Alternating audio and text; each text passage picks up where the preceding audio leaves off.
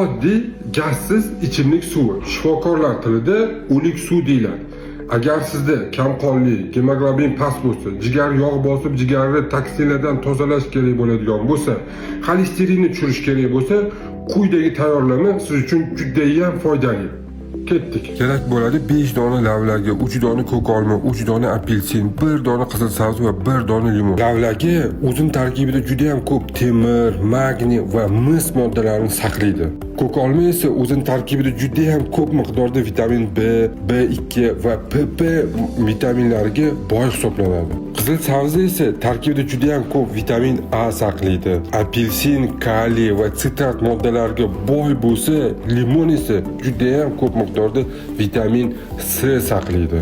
Har bir mahsulotni yaxshilab tozalab, yuvib, so'kovijmalkadan chiqarib olinsa, juda ham shifobaxsh, tayyor, dorivor tayyorlama bo'ladi. Bu esa tirik suv deyiladi. Tarkibi juda ham dorivor, shifobaxsh moddalarga to'la. Qonni ko'paytiradi, jigarni tozalaydi, xolesterinni tushiradi. Shifo bo'lsin. Sizlar bilan doktor Kamilov.